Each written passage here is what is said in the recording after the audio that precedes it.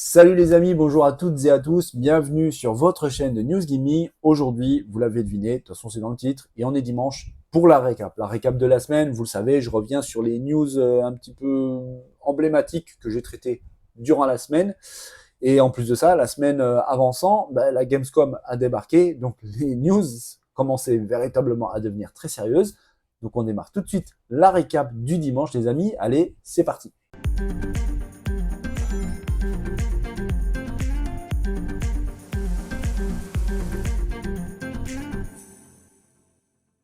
Les amis, on démarre cette récap avec une news qui va faire plaisir aux fans de réalité virtuelle. Je vous cache pas que j'en suis un.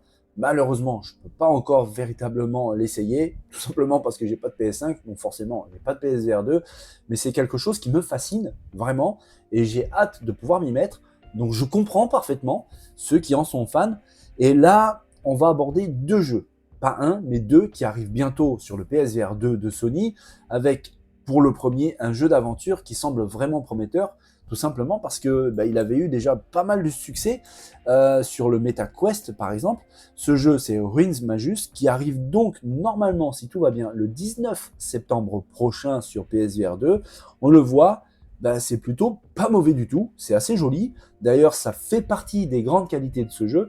C'est le graphisme qui, à l'époque, avait été vraiment apprécié. Le jeu est très intéressant, avec donc des graphismes plutôt réussis, vraiment, pour de la VR, du gameplay qui est assez répétitif, mais agréable, des combats contre les ennemis et surtout les boss vraiment intéressants et plutôt impressionnants.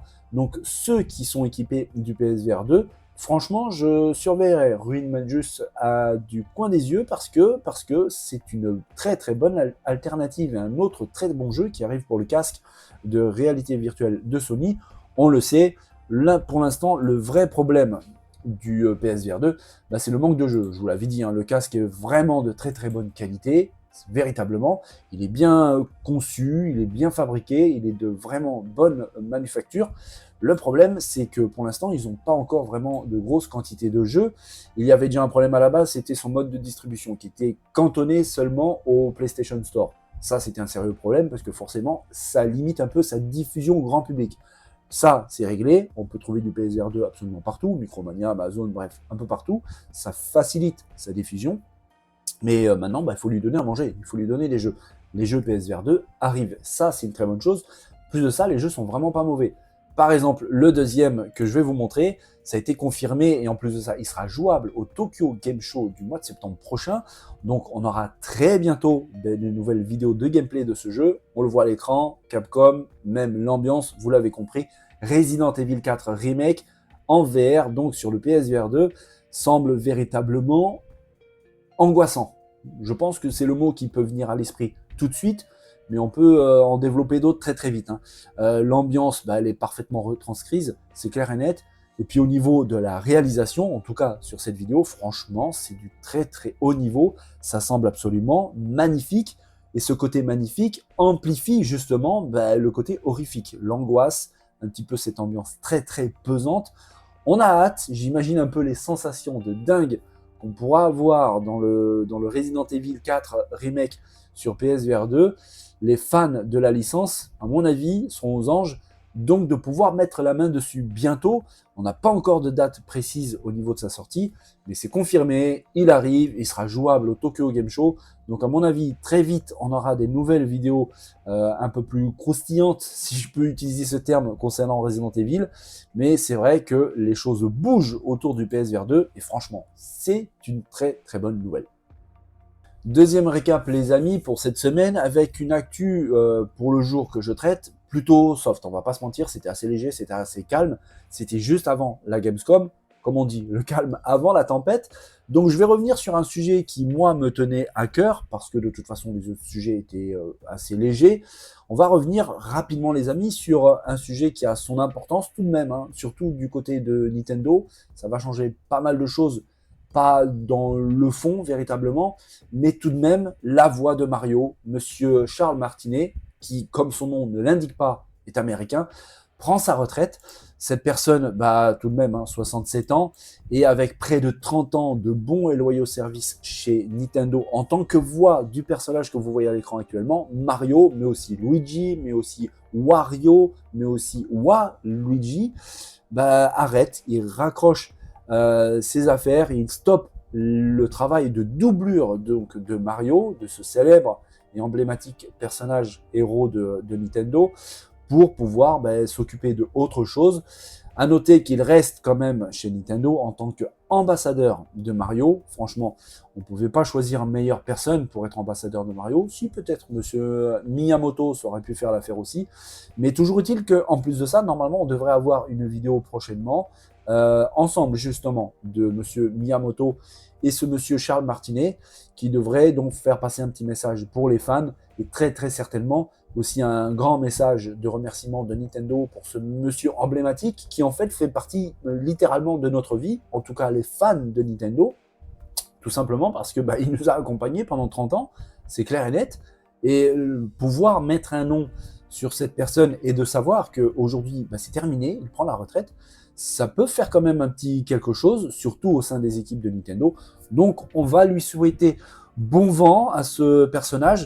Et il faut savoir que, et c'est pour ça que je vous montre la vidéo de Super Mario Bros. Wonder qui a été présentée il n'y a pas longtemps du tout au dernier Nintendo Direct. Le jeu arrive bientôt. Et bien déjà, pour ce Mario Wonder, ce n'est pas Charles Martinet qui fait la doublure de Mario.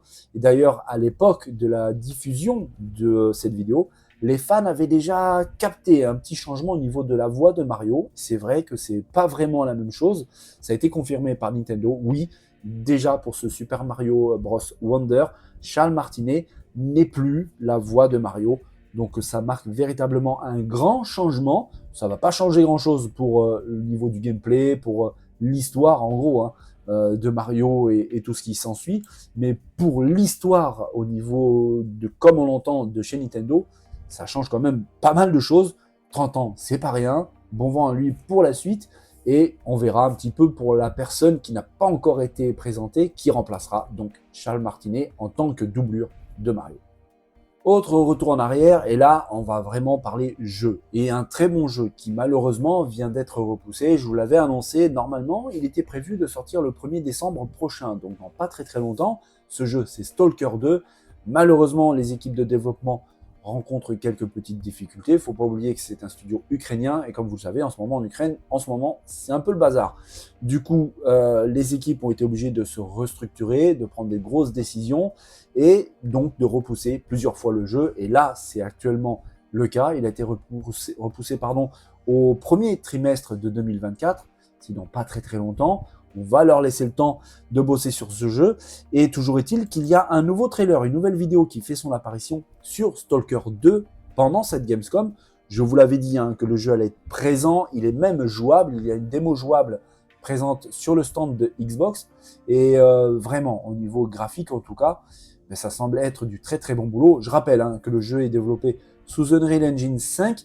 Donc forcément, c'est relativement beau. Vous le savez, le moteur graphique d'Epic Games rend les choses beaucoup plus faciles pour les développeurs pour pouvoir arriver à leur fin, laisser libre cours à leur imagination. Avec ce studio, ça va plus loin, ça va plus joli, peut-être même plus vite parce qu'il a inclus des facilités de programmation avec des assets, par exemple graphiques, des éléments 3D déjà prédéfinis, avec la gestion des couleurs et surtout de la lumière beaucoup plus rapide et poussé que les autres moteurs graphiques. Et on le voit avec ce Stalker 2, ça semble vraiment de toute beauté, avec un trailer qui montre beaucoup de gameplay et de mécanique de gameplay, justement à l'écran, on l'a vu, avec les soins qui sont pris en charge, mais aussi tout ce qui est ressources, la nourriture, plein de choses qu'il faudra vraiment prendre en compte dans le jeu pour pouvoir continuer l'aventure, survivre face à tous ces ennemis. On le voit à l'écran, certains sont pas super accueillants, vraiment. Bref, le jeu est repoussé un petit peu, c'est prévu pour le premier trimestre de l'année 2024. Force aux développeurs, ils vont y arriver. En tout cas, ça semble véritablement très bon. Les précédents Stalker, franchement, c'était quelque chose d'assez fabuleux.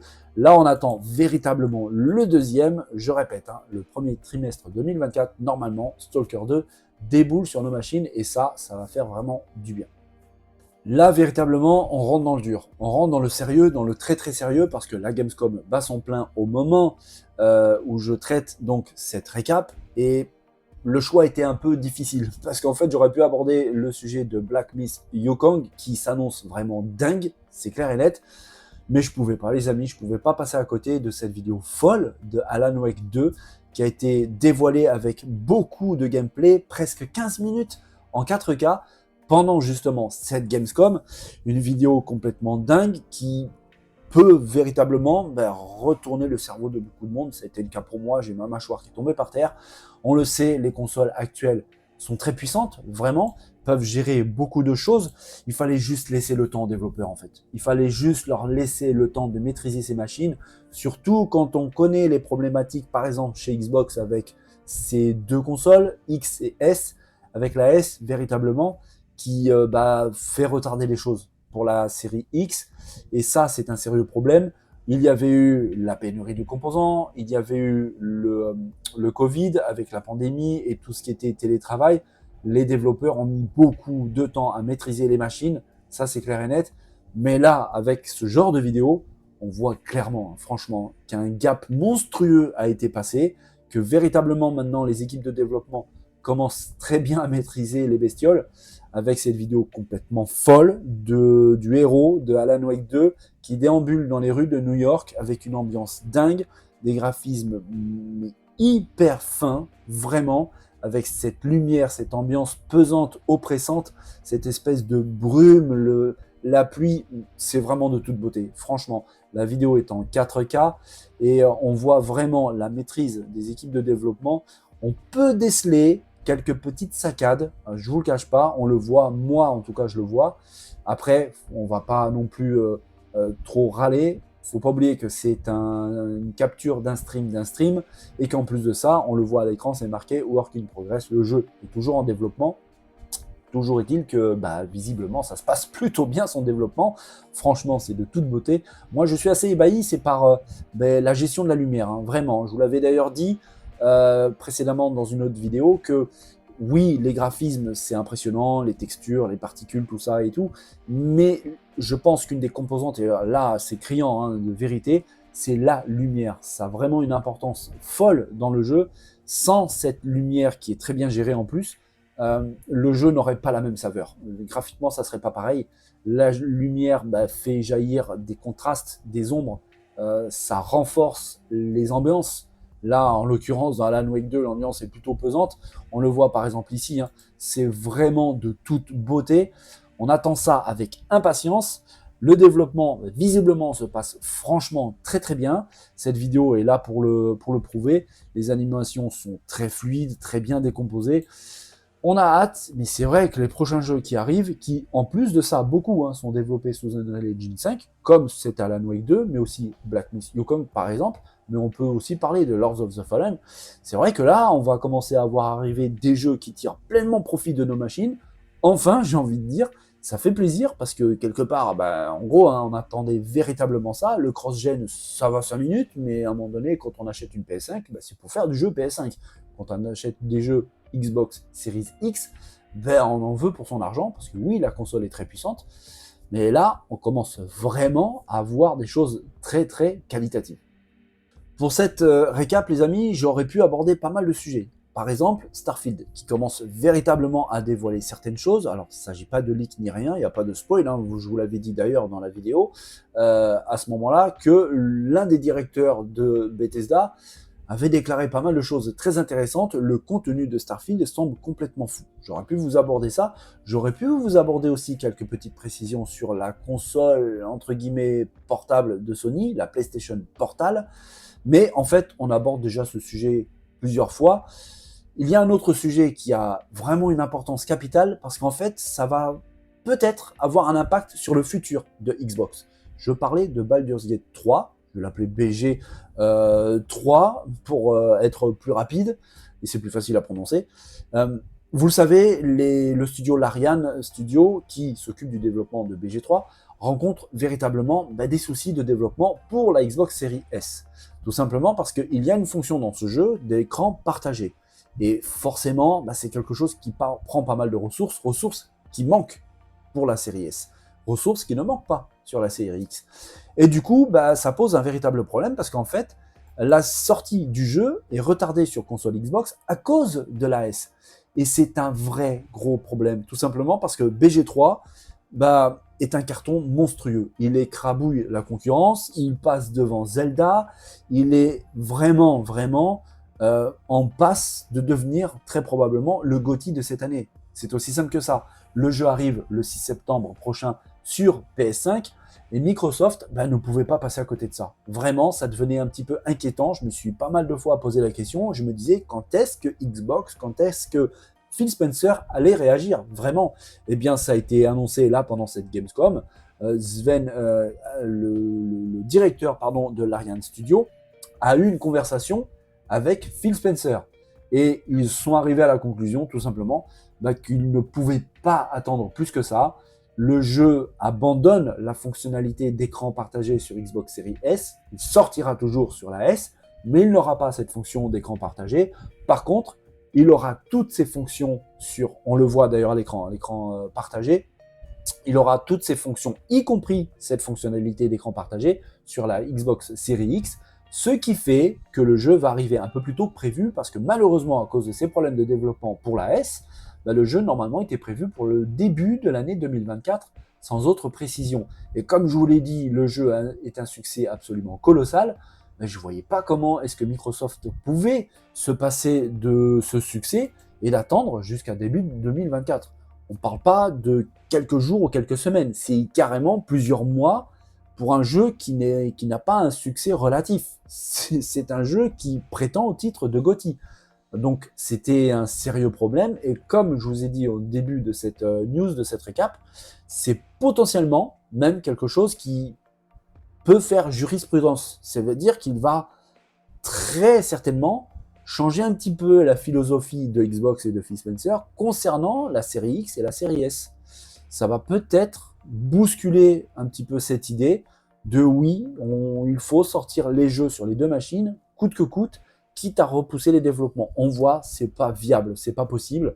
Je l'ai dit le jour où j'avais traité cette news, que la série S commence sérieusement à accuser le coup et devient carrément, pour moi, je pense, un boulet en fait que Microsoft se traîne et qui empêche le développement de certains jeux de manière fluide, rapide, avec les sorties rapides pour la série X. La série X pâtit de ce problème de la série S.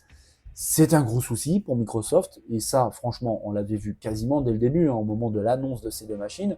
Moi, la première réaction que j'ai eue, je me suis dit, où est-ce qu'ils vont avec ça? C'est peut-être sympa au début, c'est une console qui est dédiée au dématérialisé, mais ce manque de puissance par rapport à la X pourrait poser des problèmes dans un futur proche. En fait, ça arrivait très très vite, parce qu'on l'a déjà même vu par le passé, récent, mais là, avec BG3, c'est littéralement criant au point, donc, d'abandonner littéralement une des fonctions, en plus de ça, principale du jeu, l'écran partagé, jouer en coop, sur la S, mais ça permettra au jeu donc d'arriver un peu plus rapidement que prévu, au lieu de l'année 2024, ça aurait été vraiment un sérieux problème. Il arrivera cette année 2023 sur la X, mais on ne sait pas encore exactement quand, parce que forcément, ça a pris du retard. Toujours est-il que le jeu sort le 6 septembre sur PS5. Franchement, foncez, parce que c'est une véritable dinguerie. Bon, et bien voilà pour la récap du jour du dimanche. J'espère vraiment que cette vidéo vous a plu. Je vous prends pas plus de temps que ça. On n'oublie pas qu'on est dimanche, on est en famille, il y a téléfoot, il y a automoto, et bref, il y a des choses quand même un peu plus intéressantes que de rester devant YouTube, en tout cas je pense. Donc profitez bien les amis, prenez soin de vous, n'oubliez pas de vous amuser, c'est très important. Je vous dis à très vite, très bientôt pour le retour des news gaming, avec beaucoup, je pense, de choses très très belles à discuter, à échanger. Les amis, portez-vous bien. Prenez soin de vous, à très bientôt. Allez, bye bye.